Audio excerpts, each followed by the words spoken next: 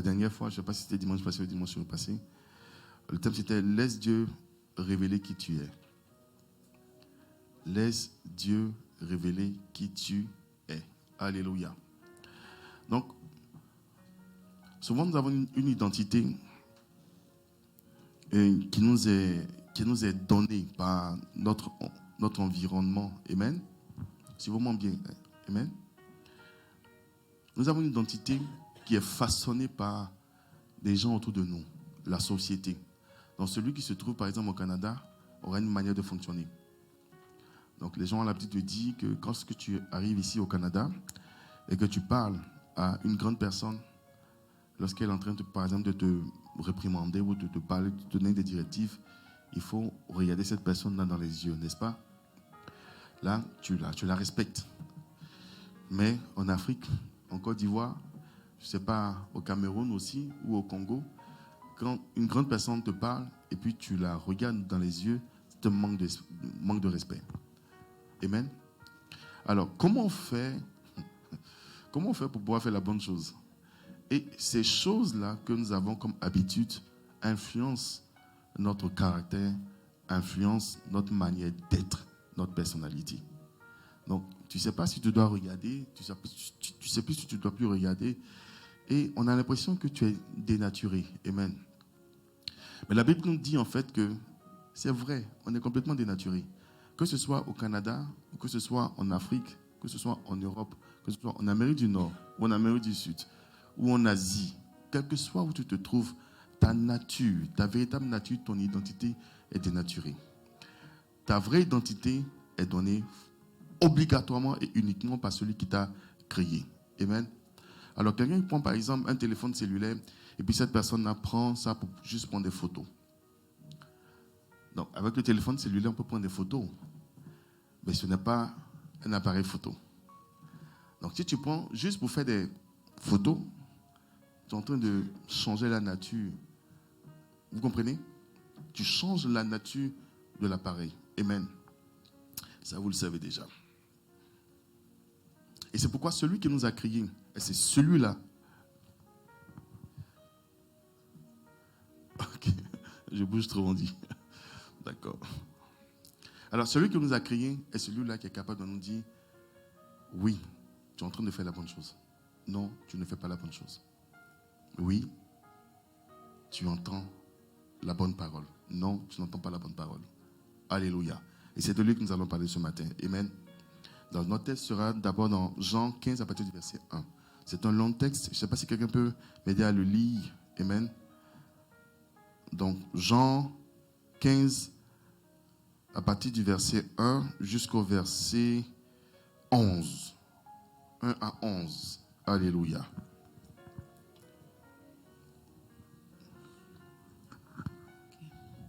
Je suis le vrai cep et mon père est le vigneron. Tout sarment qui est en moi et qui ne porte pas de fruit, il le retranche. Et tout sarment qui porte du fruit, il l'émonde afin qu'il porte encore plus de fruits. Déjà, vous êtes purs à cause de la parole que je vous ai annoncée. Demeurez en moi et je demeurerai en vous. Comme le sarment ne peut de lui-même porter du fruit s'il ne demeure attaché au cep, ainsi vous ne le pouvez non plus si vous ne demeurez en moi. Je suis le cep, vous êtes les sarments. Celui qui demeure en moi et en qui je demeure porte beaucoup de fruits, car sans moi, vous ne pouvez rien faire. Si quelqu'un ne demeure pas en moi, il est jeté dehors comme le sarment et il sèche. Puis on ramasse les sarments, on les jette au feu et ils brûlent. Si vous demeurez en moi et que mes paroles demeurent en vous, demandez ce que vous voudrez et cela vous sera accordé. Si vous portez beaucoup de fruits, c'est ainsi que mon Père sera glorifié et que vous serez mes disciples. Comme le Père m'a aimé, je vous ai aussi aimé. Demeurez dans mon amour. Si vous gardez mes commandements, vous demeurerez dans mon amour, de même que j'ai gardé les commandements de mon Père et que je demeure dans son amour. Je vous ai dit ces choses afin que ma joie soit en vous et que votre joie soit parfaite. Alléluia. Amen. On peut s'asseoir. Alors, c'est un passage assez poignant. S'il vous plaît. Est-ce qu'on peut changer la mélodie? C'est un passage assez profond. Amen. Et jusqu'à présent, nous avons reçu un enseignement. L'enseignement de notre Père, le Bishop Alexandre Amazo, en parlant de comment est-ce qu'on s'attache vraiment, voilà, comment on connaît à la grâce. Amen. Comment on connaît à la grâce. Et la grâce de Dieu est cette chose-là qui nous permet de pouvoir régner, de pouvoir avancer sur la terre. Amen. Au-delà de tout ce que tu peux avoir comme connaissance, au-delà de tout ce que tu peux avoir comme compétence, si tu manques de grâce, tu ne peux rien. Je connais beaucoup de personnes intellectuelles et qui sont arrivées voilà, dans des nations, je ne vais pas donner le pays, et qui n'ont rien pu faire parce qu'elles ont manqué de grâce, parce qu'elles ont pensé que, comme elles avaient déjà toute la connaissance, elles pouvaient voilà, arriver, puis tout le monde allait se mettre à leurs pieds. Non, ce n'est pas comme ça. C'est-à-dire, même si les gens sont sous toi, même si tu es supérieur en connaissance et en aptitude, tu as besoin de grâce pour que les gens qui sont sous toi, qui sont inférieurs, puissent t'entendre, t'écouter et te suivre. Je ne sais pas si vous me suivez un peu. On a tous besoin de grâce. Alléluia. Et ici, le Père, le Bishop Alexandre Amazo, nous fait comprendre quelque chose. Il nous fait comprendre que lorsque nous venons au monde, est-ce qu'on peut diminuer un peu, s'il vous plaît? Lorsque nous venons au monde, nous venons de certains parents. Nous venons de papa, nous venons de maman. Amen. Ces personnes-là, nous devons les honorer. Et c'est ce que la Bible nous dit. Honore ton père, honore ta mère. Pour faire quoi? Afin que tes jours se prolongent. Je vais expliquer ici c'était quoi en fait. Quand on parle de jours ici, on parle d'abord d'années sur la terre. Amen. Ça c'est un. Deuxième chose, on parle de grâce et de bénédiction. Donc, quand on parle de nuit, on parle de difficulté. On parle de galère. On parle de problème. Mais quand on parle de jour ici, on parle de temps de bénédiction. De temps de délivrance. Alors, lorsque tu commences à honorer ton père et ta mère, tes pères, des gens qui sont des sources pour toi, les bénédictions commencent à venir. La grâce commence à venir. Et tu commences à régner. Tu ne vas pas faire beaucoup d'efforts. Et tu vas avancer. Les gens vont te regarder et vont dire, mais tu ne mérites pas cela. Tu dis, oui, c'est vrai, je ne mérite pas cela. C'est pourquoi on dit que j'ai la grâce. Je ne mérite pas cela. Et moi, je préfère ne pas mériter. Parce que celui qui mérite ne peut pas recevoir de Dieu. Avec Dieu, tu ne peux pas mériter. Le salut, là, tu ne peux pas le mériter. Tout ce que Dieu donne à un homme n'est pas lié à un mérite. Ça peut être lié à une approbation. On peut approuver. Mais tu ne mérites pas en réalité ce qui vient de Dieu. Dieu peut approuver tes voies. Mais ce n'est pas un mérite. Parce que la Bible dit que, voilà, il donne à qui il veut, ce qu'il veut, quand il veut, comment il veut. Donc, comment comment tu peux mériter ces choses? Même quand il te dit que tu es intègre, tu ne mérites pas quand même. Est-ce qu'on peut diminuer un peu? Diminuer juste dans la salle, mais dans le live, laissez comme ça. Voilà. Alléluia. Et donc, on a besoin d'être connecté à nos pères. Si tu trouves que quelqu'un est une source pour toi, fais attention. Commence à faire attention à cette personne. Parce que la vie va venir de cette personne pour toi, à un moment donné. Qu'est-ce que ça veut dire quand je dis la vie? Ça veut dire que quelque chose de bien va venir de cette personne-là pour toi. C'est pourquoi tu dois faire attention. Alléluia. Et Jésus dit ici, je suis le vrai cep. Il dit, et mon Père. C'est-à-dire, lui-même qui arrive sur la terre, il parle encore de papa. Il nous montre le chemin. Il nous montre le chemin. Il nous montre le chemin. Bien-aimé, il te montre le chemin. Pour certaines personnes qui ont déjà les pères qui sont partis, il y a toujours d'autres pères qui viennent. il y a toujours des personnes qui vont utiliser, c'est-à-dire ce que Dieu a donné.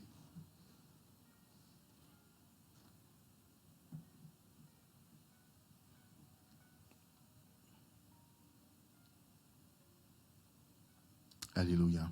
S'il vous plaît, est-ce qu'on peut arrêter même le son? Parce que je sens qu'il y a deux sons. Ça me distrait.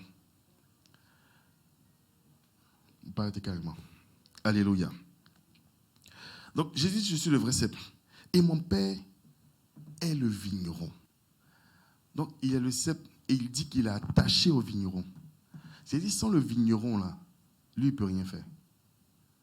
Sans le vigneron qui s'occupe du cep, il ne peut rien faire. Maintenant, nous, qu'est-ce que nous pensons faire?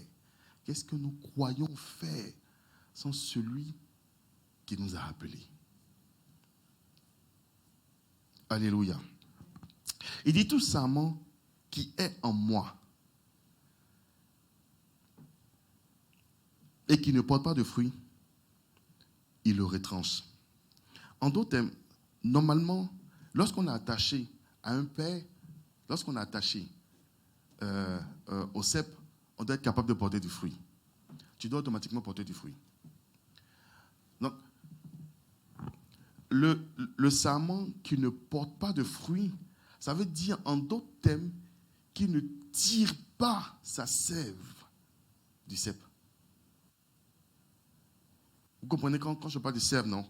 C'est-à-dire, la sève, là, est la source qui donne la vie. Normalement, ton père est celui qui t'a donné la vie, n'est-ce pas? Mais si tu ne tires pas la vie de lui, tu tires ta vie d'où? On est tous ici au Canada. Les médias sont ceux qui sont là et on s'inspire de toutes les choses. Mais si tu t'inspires de toutes ces choses, ça veut dire que tu ne vas jamais porter de fruits. Vous allez remarquer, les fidèles, que ce soit les fidèles, que ce soit les hommes de Dieu, qui sont mélangés dans les médias sociaux, là, écouter des gens, c'est-à-dire leur vie est dans un désordre réel et palpable. Vous allez voir, ils ne portent pas de fruits. Ils sont dans une confusion. Parce que tu vas écouter quelqu'un aujourd'hui, la personne va te dire, oui, on donne la dîme. D'autres vont dire, on ne donne pas la dîme. D'autres vont dire, on donne la dîme sur le net. D'autres vont dire, on donne la dîme sur le brut. D'autres vont dire, non, la dîme, c'était l'Ancien Testament. D'autres vont dire, non, la dîme, ça continue. Mais tu prends quoi? Qu'est-ce que tu prends dedans? Qu'est-ce que tu prends et qu'est-ce que tu laisses? Ça mène quoi à la confusion? Et qui est le père de la confusion? Voilà. C'est Satan qui envoie la confusion. Donc quand tu fais ça, puis tu sens que tu es confus, c'est que tu as écouté un peu Satan. Je prie que ce ne soit pas ton cas au nom de Jésus. Donc, c'est-à-dire, le sarment qui porte du fruit est celui-là qui reçoit la sève. Même si ce cep-là est tordu d'une certaine manière, c'est de lui que tu vas avoir ta sève. Je ne sais pas si vous voyez. Si ton père est bizarre, c'est de lui que tu vas recevoir la vie. Malheureusement, c'est pourquoi on dit qu'on ne choisit pas les parents. Imagine si on devait choisir les parents. Tu allais faire quoi? Non, on allait prendre les bons. Mais en réalité, tout parent est bon pour les enfants. Si tu vois un parent qui est mauvais avec son enfant, c'est que ce n'est pas son enfant. Il sait que ce n'est pas son enfant. Parce que Dieu lui-même, il dit, si nous, mauvais que nous sommes, nous savons donner les bonnes choses à nos enfants, à plus forte raison lui. Donc, ce matin, le Seigneur t'encourage à te coller à tes pères. Jésus lui-même, il parle de papa. Je continue. Il dit, je suis le vrai cep. Et mon père est le vigneron. Tout sarment qui est en moi et qui ne porte pas de fruits, il le retranche. Donc, c'est Dieu même qui retranche. C'est pas bon, hein? J'ai dit, c'est le grand-père même qui vient et dit, ok, bon, enlever ces choses ici. Tu es censé porter des fruits. Si tu es dans un groupe et tu ne portes pas de fruits, écoutez, au niveau du travail, quand vous êtes dans une équipe, vous êtes dans un job et tout ça, quand vous ne portez pas de fruits, là, ça ne veut pas dire que vous ne faites pas votre travail. Ça veut dire que la connexion ne se fait pas. Qu'est-ce que Dieu fait? Dieu retranche. Ce qu'il faut faire, c'est qu'il arrive quelquefois, il y a un temps d'adaptation. Puis il y a des mauvaises graines. Donc ça peut décourager, c'est vrai. Mais fais tout pour t'intégrer. Amen. Fais tout pour t'intégrer. Moi, je vous dis, je prends toujours l'exemple sur moi. Pour ne pas que, voilà, les gens interprètent. J'arrive dans des endroits, au Canada ici, c'est au Canada ici, j'arrive dans mes premiers jobs là. Moi, je suis chrétien. C'est-à-dire, toute l'administration légale, ils n'ont rien à voir avec la spiritualité. Donc, quand ils demandent, quand ils disent, voilà, allons-y, on va célébrer Noël, on va célébrer telle chose, la Pâque, ou il y a un jour de congé comme ça qui arrive, voilà, on se retrouve quelque part, et puis on célèbre, les gens ils s'en vont dans des bars. Il a dit, le directeur général dit, oh, cette fois-ci, on va célébrer dans tel nightclub. Moi, je ne peux pas aller là-bas. Je ne peux pas aller là-bas, je fais comment? Donc, j'étais tout le temps à l'écart. Ils m'ont chassé. Ils m'ont chassé. Non, tu n'arrives pas à t'intégrer au groupe. Je fais comment? Si tu étais à ma place, tu allais faire quoi? Tu allais aller. Ça arrive. C'est une réalité, c'est une vérité. Si tu n'arrives pas à t'intégrer, ce n'est pas arrivé une fois, hein, c'est arrivé 2 fois. On m'a dit, mon gars, tu n'arrives pas à t'intégrer au groupe, allez, out. Je suis parti. Mais par la grâce de Dieu, au nom de Jésus, lorsque nous sommes attachés à Dieu, lorsque nous sommes attachés à nos pères bien-aimés, Dieu nous donne le pouvoir de nous accommoder. Alléluia. Nous accommoder et nous intégrer d'une certaine manière. Le job dans lequel je suis présentement, on a un collègue musulman. Et souvent, bon, cette fois-ci, c'est pas aussi restrictif là. Donc, il me demande, oh, on se retrouve ici. Et le musulman, il y a toujours un petit truc qu'il dit, mais d'une certaine manière. Et puis les gens le comprennent. Il ne vient pas de fond, non, moi je ne peux pas aller. Il dit, ah, oui, je voulais aller, mais j'ai une urgence, je dois faire telle chose. Quand il dit ça, il dit, ah, c'est vrai, il faut aller. Et il s'en sort comme ça à chaque fois. Je dis, non, ce monsieur-là, il est sage. Je pense que je vais utiliser sa stratégie. Non, tu ne dis pas non, tu ne dis pas oui, mais tu présentes un problème ou un besoin. Puis tu dis, ah, eux-mêmes vont décider pour toi. Vous comprenez? Et donc, c'est ça en fait. Mais pour nous, enfants de Dieu, le Seigneur nous donne de la sagesse. Il nous donne de la sagesse. De pouvoir nous connecter non seulement à lui, mais aussi à nos pères. Même si nos pères sont difficiles. Parce qu'il y a des parents qui sont difficiles. Il y a des parents qui sont compliqués. Tu vas expliquer par A plus B, voilà comment ça fonctionne. Ils vont te dire non. Tu demandes quelque chose? Non. Tu dis je veux boire? Non. Je veux manger? Non. Je veux dormir? Non. Tu dis non.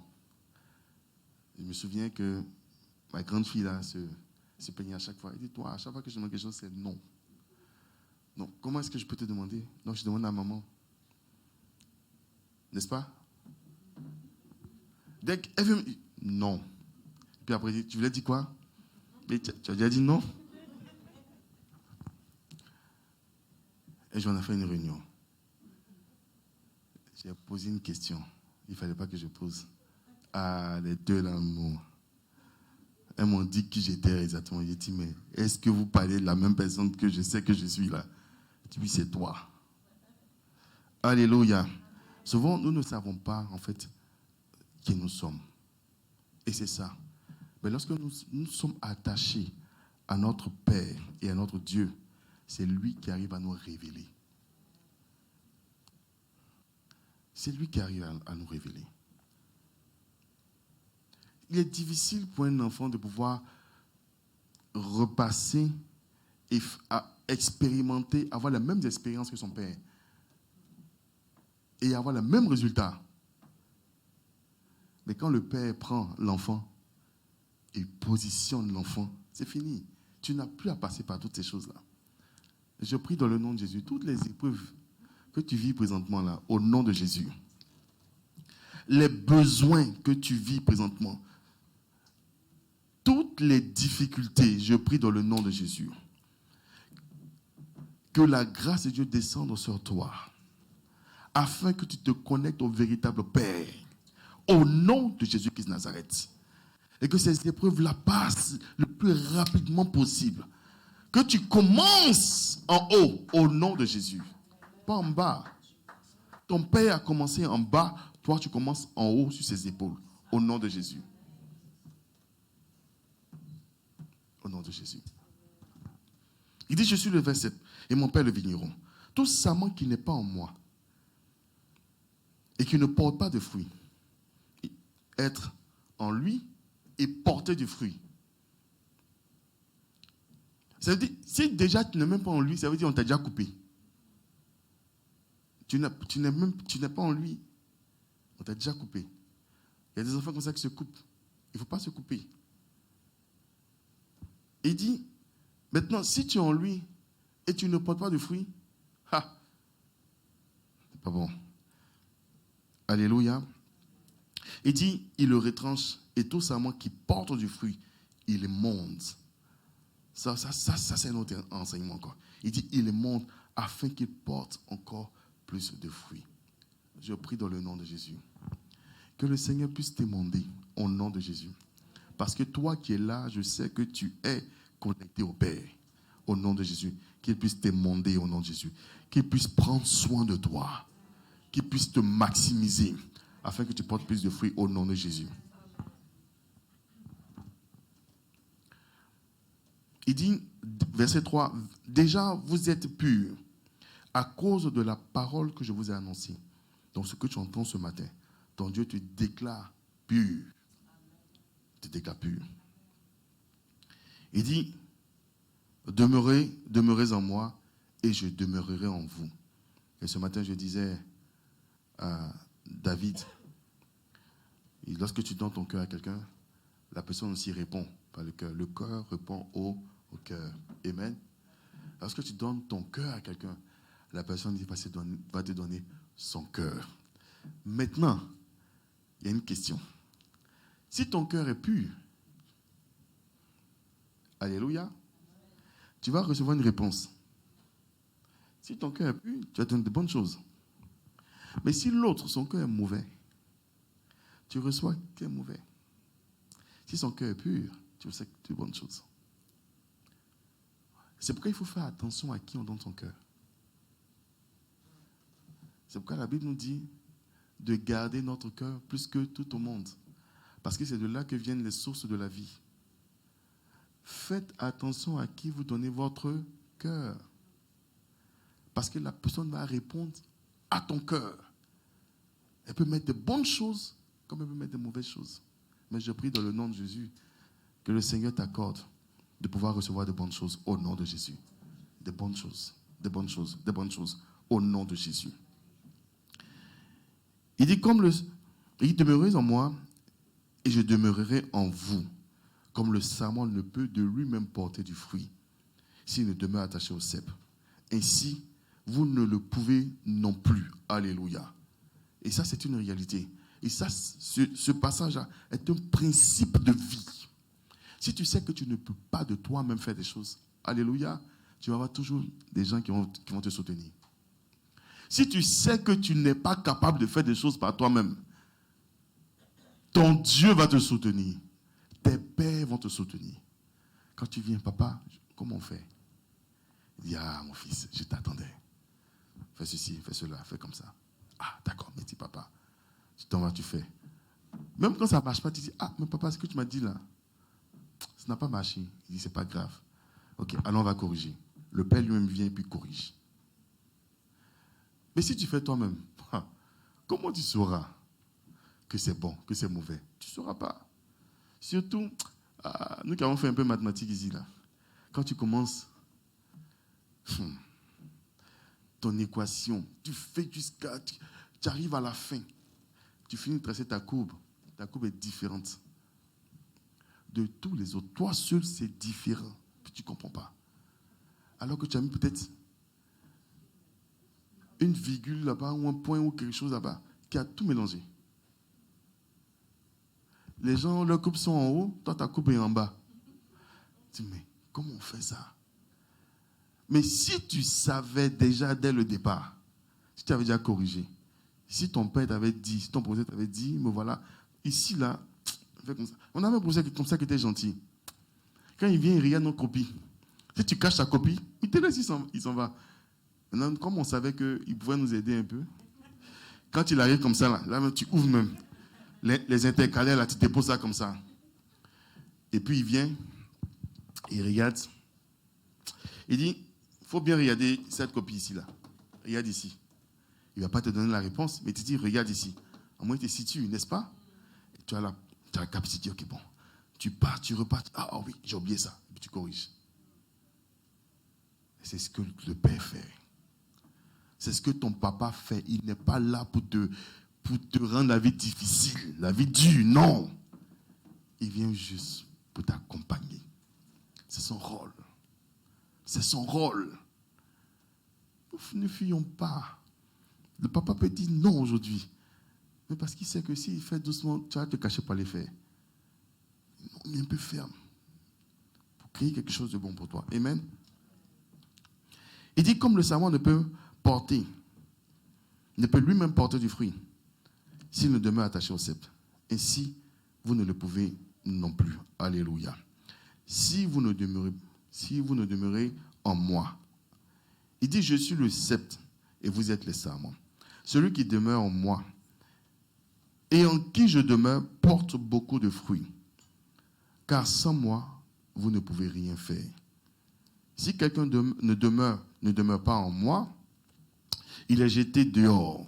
Alléluia. Comme le sarment et il sèche. Puis, on ramasse les sarments, on les jette au feu et ils brûlent. Alléluia. Verset 7. Et si vous demeurez en moi et que mes paroles demeurent en vous, demandez ce que vous voudrez. Alléluia. Et c'est ça la partie. Notre Dieu nous dit ici, Jésus nous parle et il nous dit de demeurer en lui. Pourquoi? Pour pouvoir demander des choses. Jusqu'à présent, tu demandes, n'est-ce pas? Tu demandes. Tu cherches des choses. Mais c'est lui qui nous donne. Parce que c'est lui qui nous a façonnés, n'est-ce pas? Lorsque vous prenez l'exemple de sacrificateur Élie et de Samuel, c'était la même chose. Certainement, Samuel était en train de prier pour quelque chose. Alléluia. Il ne savait pas. Il était dans la maison, il était dans le temple. Il savait qu'il était destiné à servir Dieu, mais il ne savait pas comment, il ne savait pas pourquoi. Lui, il ne savait rien. Tout ce qu'il savait, c'est qu'il devait servir en griffe son père spirituel, Élie. Alléluia. Élie le sacrificateur. Et à un moment donné, le Seigneur vient lui parler. En temps normal, quand ton Dieu te parle comme ça, là, tes épaules même sont... J'ai dit, ça dépasse même ta tête. Vous savez pourquoi on met les grades ici? Parce que c'est un signe d'honneur, d'autorité. Amen. Amen.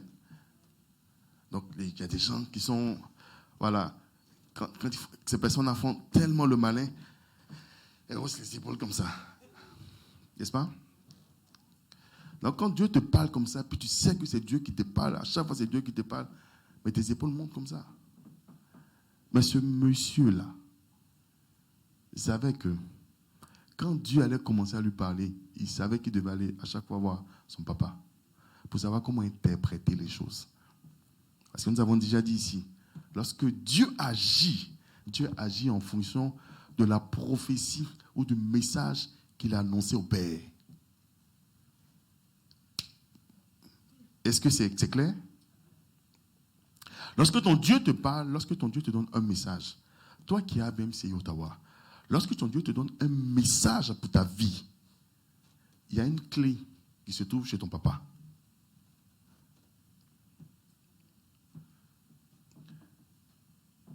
Pour tout faire, pour faire les choses à ABMCI ici, pour la salle et tout ça, il y avait une clé qui se trouvait chez Bishop Amazon.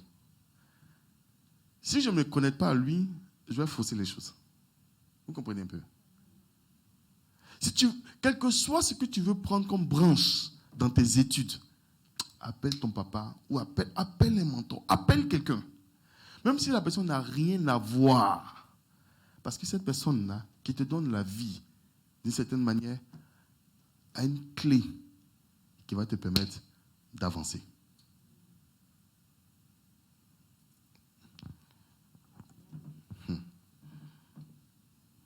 Il dit au verset 8, si vous portez beaucoup de fruits, c'est ainsi que mon Père sera glorifié.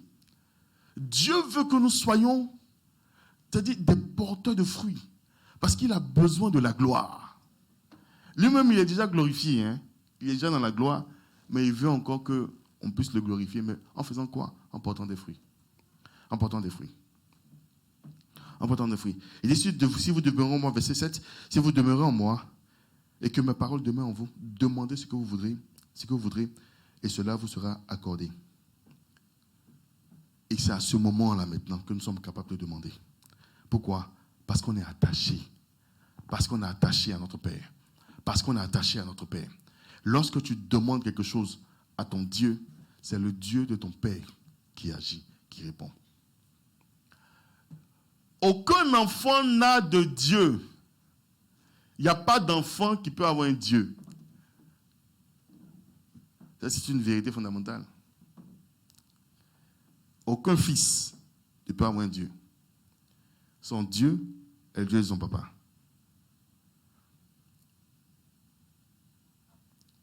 Est-ce que vous comprenez un peu? Donc, qu'est-ce que ça veut dire? Ça veut dire que si vous voyez une semence, si vous voyez peut-être un noyau, si vous voyez une graine, un grain de maïs par exemple, ce grain-là a une source. Tu ne peux pas venir comme ça seul. Et sa source-là, c'est son Dieu. C'est pourquoi on dit souvent, par abus de langage, que nos parents, là, c'est comme nos dieux. Est-ce que vous me comprenez un peu? Et c'est pas là que nous avons la vie. Et c'est pas là que nous avons la grâce. C'est pas là que nous avons la faveur. Mais il dit, à ce moment-là, tu peux demander, tu vas recevoir. Tu peux demander et tu vas recevoir. Bien-aimé, tu peux demander et tu vas recevoir. Tu peux demander et tu vas recevoir. Je n'ai pas entendu amen. C'est à ce moment que tu peux demander et puis tu peux être exaucé. Parce que l'histoire d'exaucement, là, ce n'est pas la force. Ce n'est pas jeûner 48 heures. Ce n'est pas jeûner 21 jours. Ce n'est pas jeûner 40 jours. Ce n'est pas ça l'exaucement. Ce n'est pas ça qui donne l'exaucement. Parce que nos papas, là, ils ont fait ça. Ils ont passé par là et puis ils ont compris que ça ne marche pas comme ça. Pour gagner de la vitesse, il faut se connecter à eux. Ils vont dire, mon fils, tu vas t'exaucer. Fais ceci, fais cela, fais ceci, fais cela. Je dis, non. Moi, je fais 40 jours de jeûne et prière. La Bible dit, ce genre de démon ne sort que par quoi? Par le jeûne et la prière. Il faut que je fasse d'abord. Mais ton Dieu te dit non. Il dit, il faut écouter ton Père, parce que c'est au Père que j'ai parlé. C'est au Père qu'il a parlé. Il a fini de parler.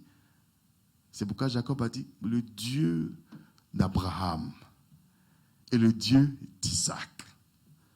Maintenant, il dit, mon Dieu. C'est à ce moment que l'ange de l'Éternel arrive. Et son nom est changé. Pourtant, il avait déjà reçu la bénédiction du Père. Bien-aimé, tu n'as pas reçu toutes les bénédictions. Mais si tu n'es pas connecté au cep, si tu n'es pas connecté au cep, si tu n'es pas connecté à ta source, en toute humilité, tu ne peux pas t'exaucer. Je prie que cela ne soit pas ton cas au nom de Jésus. mais que tu sois exaucé à tout moment.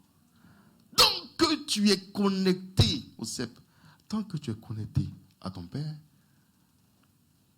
tu seras exaucé. Alors, je prends un exemple ici. Pour les étudiants, votre cep, c'est qui? C'est le professeur. Voici un élève qui arrive, et lui, il s'en fout des professeurs. Il ne sait pas quand il y a un test, il ne sait pas quand il y a épreuve, il ne sait pas quand il y a examen. Lui, il vient, quand il veut, il s'assoit, il prend son téléphone, il regarde les médias sociaux, puis après, quand il est là, il sort. Il s'en fout de tout. À la fin, qu'est-ce qui arrive? Tu vas échouer. Mais voici un autre étudiant qui arrive à chaque fois, il pose des questions au professeur. Même quand on a fini le cours, il suit le professeur. Le professeur va lui donner les écrits. Le professeur va faciliter les choses pour l'enfant. Et même si le professeur prend sa note, sa feuille, et puis il voit qu'il n'a pas bien fait, le professeur va arranger. Le professeur même va justifier même les choses pour lui. C'est ça la grâce. Pour vous, les étudiants, vos CEP, vos pères, là, c'est les professeurs. Alléluia. Amen. Maintenant, pour nous qui travaillons, j'ai déjà dit ici, c'est nos leaders. On peut être en désaccord. Tu peux être en désaccord. Mais il ne faut pas aller de front. Ils vont te chasser comment? Ne va pas de front. Ne va pas de front. Ne va pas de front. Il faut manager. Il faut discuter un peu. Je comprends, mais si on fait ça, tu vois, ça peut aider. Hein. Ça, c'est bon, ce que vous avez proposé, c'est très bon. Mais si on rajoute telle chose, mais ce que tu dis qu'on rajoute là, c'est le contraire carrément de l'autre. Mais si on rajoute, ça peut aider. Et puis on va dire, ok, rajoutons. Mais là, quand on fait, c'est complètement le contraire. Et puis ça marche. Ah ouais. Il se dit que c'est lui qui a donné l'idée. Et puis il est correct avec. Mais si tu vas de front, on va te chasser comment? Et toutes ces choses-là, Dieu dit quelque chose. Hein, Jésus dit quelque chose. Il dit en fait, toutes ces choses-là viennent. Ton exaucement, ce n'est pas pour que tu sois glorifié. C'est pour que celui qui t'a exaucé soit glorifié. Alors pour tout exaucement où c'est toi qui es glorifié, ce que tu veux, et puis les gens vont dire que c'est toi qui es glorifié, ce que tu veux, ce à quoi tu aspires, là, ça veut dire qu'en fait, Dieu n'est pas dedans. Si ça doit te glorifier, Dieu n'y est pas. Parce que ton Dieu ne donne pas sa gloire à un autre. Donc quand tu revois ta liste de prières, tes sujets, s'il y a une certaine gloire que tu dois avoir, Dieu n'est pas dedans. Il ne va pas faire. Peut-être c'est l'autre là qui va avoir ça. C'est l'autre là qui va peut-être t'exaucer. Mais il faut revoir les sujets de prière. Il faut revoir. Il dit,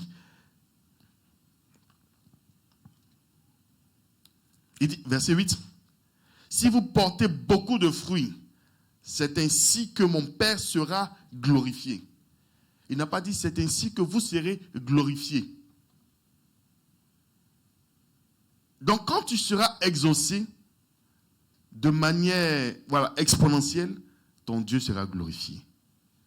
Donc quand tu revois tes sujets de prière, par exemple tu veux un enfant, tu veux je ne sais pas quoi, tu veux que tes parents soient convertis, est-ce que tu veux dire ouais, c'est moi qui ai fait, c'est moi qui ai prié pour que les gens soient convaincus, ils sont maintenant bénis, ils sont convertis, c'est moi qui ai fait, c'est moi. Dieu n'est pas dedans. Dieu n'est pas dedans. Nous sommes tous à l'église ici, c'est moi qui ai fait. C'est moi qui ai évangélisé toutes ces personnes-là. Puis elles sont venues, elles ont rempli l'église. C'est moi qui ai fait. Non, Dieu n'est pas dedans. Ça veut dire que ce n'est même pas toi-même. Je ne sais pas si vous suivez un peu. Ce n'est pas toi. La Bible dit, c'est notre Dieu, c'est le Saint-Esprit qui convainc de péché. C'est ton Dieu qui convainc. C'est-à-dire, Dieu même t'envoie avec des personnes, et puis c'est lui encore qui les convainc de venir, de faire. Dieu t'envoie vers des personnes pour leur demander un service, et puis il convainc, et puis ces personnes-là te rendent service. Donc, quand les personnes ne veulent pas là, il ne faut pas t'en prendre à ton Dieu. Il ne faut pas t'en prendre à ces personnes aussi. Il faut t'en prendre à toi-même. Peut-être que c'est toi, tu voulais prendre la gloire. Vous n'avez pas compris. Hein? C'est parce que tu voulais prendre la gloire que tu n'as pas été exaucé. C'est juste ça. Mais si tu dois donner la gloire à Dieu, tu vas être exaucé. Il dit, afin que mon Père soit glorifié. Au nom de Jésus. Ton Dieu veut que tu portes beaucoup de fruits. Ton Dieu veut que tu sois exaucé aujourd'hui, que tu sois exaucé demain et même après-demain. Au nom de Jésus. Alléluia. Il dit, comme le Père m'a aimé, je vous ai aimé aussi. Il dit, demeurez dans mon amour. En d'autres termes, l'amour de Dieu ne consiste pas seulement à l'amour de l'homme. Non, l'amour de Dieu consiste à entendre la voix de Dieu et à obéir au nom de Jésus, à rester sous les pères.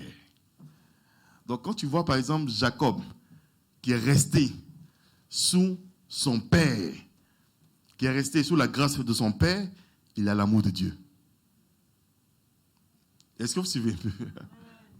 Quelqu'un qui est resté, tu sais, il y a des familles où les enfants s'occupent de leurs parents, et puis il y a d'autres qui s'en foutent de leurs parents. Donc ceux qui s'occupent de leurs parents, là, c'est eux qui aiment leurs parents, n'est-ce pas? C'est évident, non? Et c'est comme ça, en fait. Lorsque tu commences à aimer Dieu, en fait, tu ne fais pas forcément du bien. Ce n'est pas le bien que tu fais à quelqu'un qui prouve que tu aimes Dieu. C'est ta capacité à entendre sa voix et à suivre ce que ton papa te dit.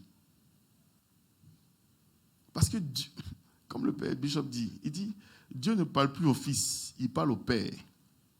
Donc, si tu veux entendre la voix de Dieu, il faut écouter la voix de ton papa. Si tu veux entendre la voix de Dieu, il faut écouter la voix de ton papa. Alléluia. Si tu veux entendre la voix de Dieu pour la réussite dans tes études, là, il faut écouter la voix, la parole de ton professeur. C'est clair? Si tu veux réussir, si tu veux écouter, si tu veux entendre la voix de Dieu dans ton travail, il faut écouter la voix, il faut écouter les paroles de ton boss. Et puis tu as dit, aujourd'hui, Dieu m'a béni. J'ai été quoi? J'ai été promu. Mais c'est parce que tu as écouté. Imagine quelqu'un qui est rebelle en entreprise. Cette personne-là ne sera jamais promue, n'est-ce pas? N'est-ce pas? Mais si tu as été promu, puis tu as prié pour ça, tu as prié pour cette promotion, et puis voilà, on t'a promu. Tu vas dire que voilà, c'est toi qui as fait, ou c'est Dieu qui a fait. Non, non. C'est parce que tu as eu à cœur de faire exactement ce que ton boss a dit. Qu'il a eu à cœur aussi de te promouvoir. Est-ce que vous suivez un peu? Donc, la voix de Dieu pour toi, souvent, c'est la voix de ton boss, c'est la voix de ton professeur, c'est la voix de tes parents, c'est la voix de tes pères. Parce que c'est eux qui vont t'élever d'une certaine façon. Et tu pourras dire, Dieu m'a béni. Dieu m'a béni. Bien-aimé, peut-être ce message ne te plaît pas trop, mais ça te donne de la vitesse. C'est-à-dire pour les gens qui sont par exemple dans le... Tu vas acheter une maison. Si tu vas acheter une maison, tes pères pour toi, je prends l'exemple pour que vous puissiez comprendre. Tes pères pour toi, ce sont les experts en immobilier. Il ne faut pas les écouter, puis tu vas aller acheter une maison, tu vas voir. Tu vas dire, Dieu ne m'a pas béni. Mais si tu écoutes un expert ou des experts, toi, ton désir, tu es dans ta liste, là, c'est ce que tu veux acheter, une maison. Que Dieu t'exauce, n'est-ce pas? Mais quand tu vas écouter des experts, ils vont te donner des stratégies. comment faire pour acheter la maison le plus simplement possible, le plus facilement possible. Quand tu as ta maison, maintenant, qu'est-ce que tu dis? Dieu m'a béni. J'ai pu avoir ma maison. Dieu m'a exaucé. Donc, la voix de Dieu, pour toi qui vas acheter une maison, c'est la voix des experts en immobilier. C'est clair? Donc, c'est pourquoi on ne doit pas se mépriser. Regarde ton voisin, tu dis non, je ne peux pas te mépriser. Parce que je ne sais pas quand est-ce que tu seras mon père.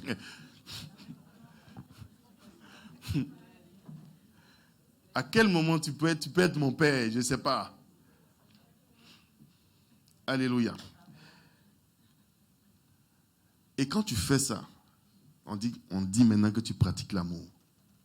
Parce que tu entends la parole et tu fais ce que tu dois faire. Je reprends encore. Il dit demeurer dans mon amour. Et si vous gardez mes commandements, c'est ça. Les commandements, c'est les paroles, les directions, les directives. C'est exactement ça. Donc Dieu dit que tu l'aimes. Quand est-ce que... C'est-à-dire quand tu entends sa voix, tu obéis à ça, tu marches selon ça. Il dit, ah oui, cette personne-là, ouais, elle m'aime.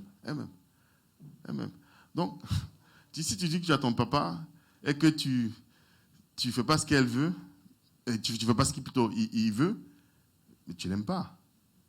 N'est-ce pas? Monsieur, madame, vous êtes ensemble, monsieur dit quelque chose, madame ne fait pas. Madame dit quelque chose, monsieur ne fait pas. Vice versa. Est-ce que vous vous aimez? Vous n'aimez pas. Monsieur dit quelque chose, madame ne fait pas. Madame dit quelque chose, monsieur ne fait pas. Vous ne vous aimez pas.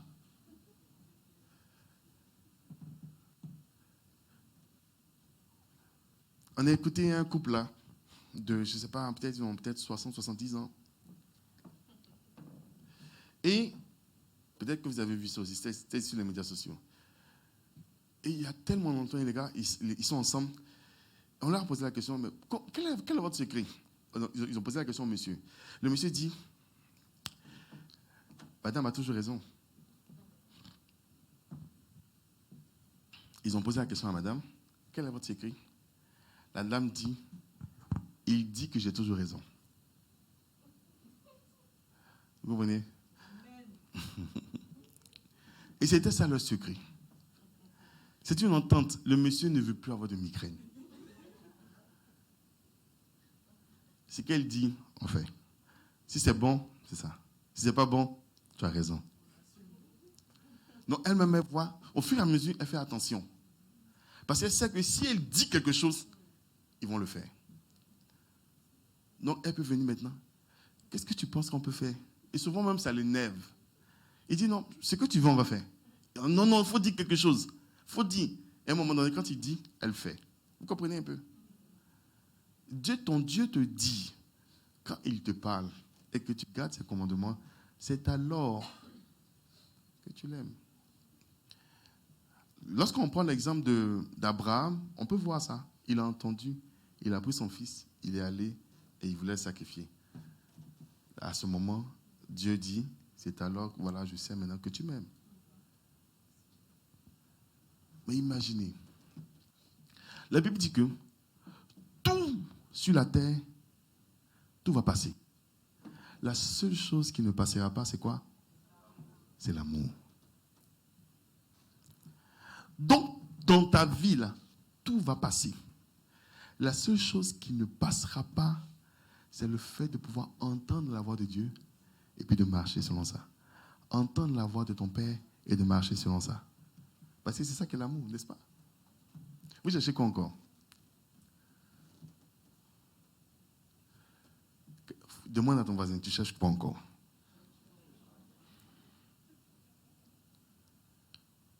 Tu ne peux pas dire que tu aimes quelqu'un et puis la personne te dit quelque chose que tu ne fais pas.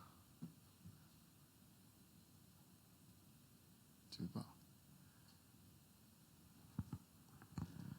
Alléluia. Le Seigneur nous donne de pouvoir l'aimer au nom de Jésus. Le Seigneur nous donne de pouvoir aimer nos pères au nom de Jésus. Parce que c'est un gage de notre réussite. C'est un gage de notre salut. Si tu n'avais pas accepté le Seigneur, tu n'allais pas être sauvé. Alléluia. Donc tu entends d'abord, tu reçois la parole, et puis tu acceptes d'obéir. On voit que tu aimes Dieu. Alléluia. Il dit, comme le Père m'a aimé, je vous ai aimé aussi. Demeurez dans mon amour. Si vous gardez mes commandements, vous demeurerez dans mon amour. De même que j'ai gardé les commandements de mon Père. Alléluia. Et que je demeure dans son amour. Verset 11, il dit, je vous ai dit ces choses afin que ma joie soit en vous et que votre joie soit parfaite. Donc, en résumé, Dieu veut que tu sois dans la joie. Il dit que la joie soit ton partage. Parce que lorsque toi tu es joyeux, tu es joyeuse, ton Dieu, ton Père aussi est content. Souvent on fait de grands sacrifices pour nos enfants. Pendant que nous sommes en train de faire, ça nous fait mal. La joie est partie. Mais quand on voit que l'enfant est content, la joie revient. La joie revient. La joie revient. Donc quand je vous regarde ici, et puis je vois qu'il y a des personnes qui ne sont pas complètement joyeuses, je ne suis pas à l'aise. Il faut que je te le dise, je ne suis pas à l'aise. Il faut que tu sois dans la joie au nom de Jésus. Et pour que tu sois dans la joie, il faut que tu sois exaucé. Il faut que tu sois exaucé. Quand tu es exaucé, je suis en joie. Je suis content. Je suis content. Je prie dans le nom de Jésus. Je prie au nom de Jésus. Je prie dans le nom de Jésus que le Seigneur puisse rencontrer ton besoin. Parce que tu es là ce matin et tu entends ma voix. Et parce que je ne parle pas de moi-même.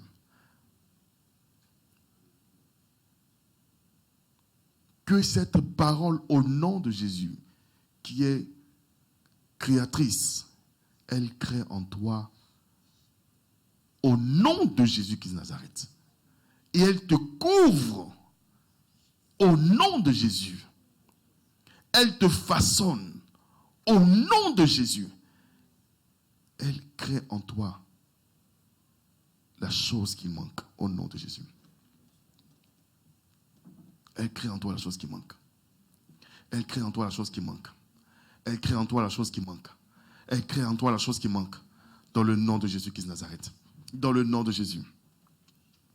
Que tout ce qui te manquait pour que ta joie soit parfaite arrive maintenant à l'existence au nom de Jésus-Christ de Nazareth. Nous allons mettre debout, nous allons prier. J'ai dit que je ne serai pas long. Nous allons prier.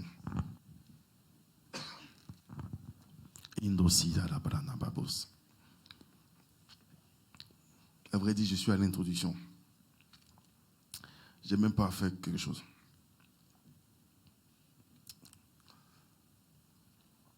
Tu vas prier, bien-aimé, tu vas prier.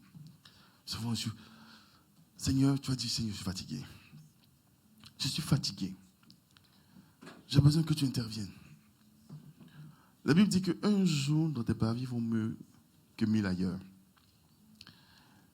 Mais plus, je veux que Saint-Esprit, tu puisses multiplier au nom de Jésus le temps, de sorte que je sois exaucé promptement au nom de Jésus.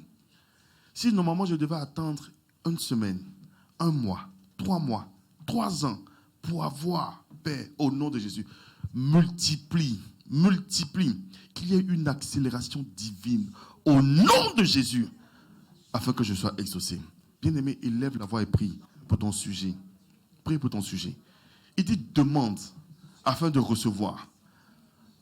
Pour que tu sois en joie et que ta joie soit parfaite au nom de Jésus. Prie. Dans le nom de Jésus, prie pour ton sujet. Prie. Prie maintenant. Seigneur, là où les hommes ont dit non, dans le nom de Jésus, Seigneur, nous venons changer cela. Le Dieu de notre Père, c'est toi que nous invoquons au nom de Jésus. Le Dieu de notre Père, le Dieu de notre Père, le Dieu de notre Père, c'est toi que nous invoquons au nom de Jésus, Seigneur. Seigneur, exauce-nous promptement au nom de Jésus. Exauce-nous promptement au nom de Jésus. Bien-aimé, prie pour toi. Exauce-nous promptement, papa. Exauce-nous promptement. Exauce-nous promptement. Exauce-nous promptement. Dans le nom de Jésus. Dans le nom de Jésus. Dans le nom de Jésus. Dans le nom de Jésus. Dans le nom de Jésus. Que tout ce qui pouvait nous empêcher, Saint-Esprit, tombe ce matin au nom de Jésus. Tout ce qui pouvait nous empêcher de recevoir de toi, tombe au nom de Jésus. Tombe au nom de Jésus. Tombe au nom de Jésus. Tombe au nom de Jésus. Seigneur, je brise maintenant les obstacles. Je brise les barrières, Père. Aucune limitation maintenant pour ton église et pour tes enfants. Dans le nom de Jésus, Seigneur, je mets le feu. Je mets le feu au nom de Jésus afin de consumer, Saint-Esprit, tout obstacle qui nous empêche d'être exaucés, qui nous empêche de te rencontrer, qui nous empêche de marcher, Saint-Esprit, avec toi, dans le nom de Jésus, de recevoir de toi, Seigneur, la pensée, la direction claire au nom de Jésus. Pour la prochaine étape, Saint-Esprit, nous te laissons, éternel Dieu, nous révéler au monde. Nous te laissons, Saint-Esprit, nous révéler aux nations. Nous te laissons, Père, nous révéler au nom de Jésus. Car de nous ne pouvons pas faire. C'est pourquoi je t'appelle, Saint-Esprit. C'est pourquoi je t'appelle, Seigneur. Viens exaucer tes enfants. Viens exaucer tes enfants afin que ton nom soit glorifié. Afin que ton nom soit glorifié. Nous n'avons que toi, Père. Nous n'avons que toi, Esprit de Dieu. Nous n'avons que toi, Seigneur. Viens glorifier ton nom dans la vie de mon frère et dans la vie de ma soeur. Dans le nom de Jésus-Christ de Nazareth. Dans le nom de Jésus. Que tout esprit méchant qui se dressait au-devant de toi, comme un voile au nom de Jésus, soit ôté. Les écailles que Satan a pu mettre dans tes yeux, afin de ne pas percevoir la lumière, que ces écailles-là soient ôtées au nom de Jésus.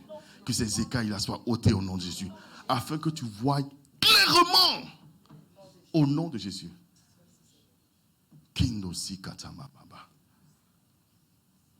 Au nom de Jésus. Au nom de Jésus. Le Seigneur te rafraîchit. Le Seigneur te renouvelle. Le Seigneur fait en sorte que tu es à l'aise maintenant. Tu es à l'aise. Il met la paix dans ton cœur. Il met la joie dans ton cœur. Il met la tranquillité dans ton cœur. Au nom de Jésus. La stabilité dans ta vie. La stabilité. La stabilité. La stabilité. La stabilité. S'il y avait un diagnostic, si les gens avaient déclaré des choses au nom de Jésus, ton Dieu vient renverser cela. Ton Dieu vient renverser cela au nom de Jésus. Il vient renverser cela au nom de Jésus. Au nom de Jésus, nous avons prié. Nous pouvons dire Amen, Amen, Amen. Que le Seigneur te bénisse. Alléluia.